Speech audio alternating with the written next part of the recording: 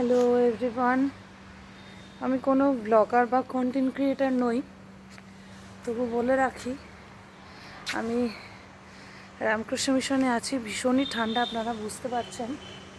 প্রথম শোটা কমপ্লিট করেছি সুবাহ বেনারস। এরপরে আমার পরের শো আছে আজকে বিকেলবেলা, ক্লাসিক্যাল কনসার্ট আছে নামো ঘাটে। সম্প্রতি গত বছর ওটা নরেন্দ্র মোদীজি উদ্বোধন করেছেন নামো ঘাট। তো সেখানে কাশী বন্দন বলে একটা অনুষ্ঠানে আজকে গাইতে যাব। আমি আপনাদের একটু দেখিয়ে দিই, যদিও আমি কোনো কন্টেন্ট ক্রিয়েটার বা ব্লগার একেবারেই নই, কিন্তু তবুও বলছি, যেহেতু অনেকেই আমাকে রিকোয়েস্ট করেছিলেন পার্সোনালি যে এরকম একটুখানি ভিডিও করে দেখানোর জন্য সব কিছুই, তো চেষ্টা করছি। কারণ গানটা এবং শাস্ত্রীয় সঙ্গীত গাওয়াটা এবং তার চিন্তাভাবনা করাটাই হচ্ছে আমার কাছে প্রধান এবং পরম উদ্দেশ্য। তো সেই জন্য গানটাকে ভাবতে গিয়ে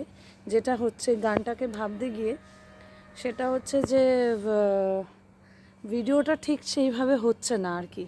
তবুও চেষ্টা করছি কিছু কিছু ভিডিও করে আপনাদের সামনে আনার। যেমন এটা একটু দেখাবো, বেনারসের রামকৃষ্ণ মিশনটা একটু আপনাদেরকে দেখাবো।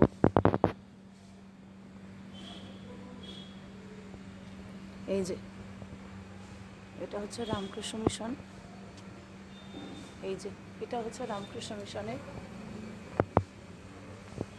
এই যে যাচ্ছি এখন রামকৃষ্ণ মিশনের। এই যে এটা হচ্ছে সাধু নিবাস একটি, এখানে খুব ঠান্ডা, মাস্ক পরতেই হচ্ছে, কেননা নইলে গলাটাকে বাঁচিয়ে রাখতে পারবো না।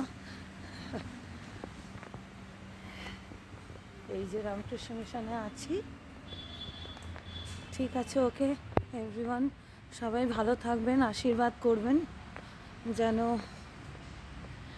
প্রত্যেকটি প্রোগ্রাম যেন আমি, যেহেতু কলকাতা থেকে এসেছি, সেই এক্সপেকটেশনটা আমার গুরুজি গুরুমা সকলের আশীর্বাদ এবং গুরুজি গুরুমাদের কাছে যে গান শিখেছি, যে শাস্ত্রীয় সঙ্গীতটা করেছি, ছোটোবেলা থেকে শিখেছি, সেটুকু যেন ঠিকঠাকভাবে মানুষদেরকে শোনাতে পারি, সেটাই।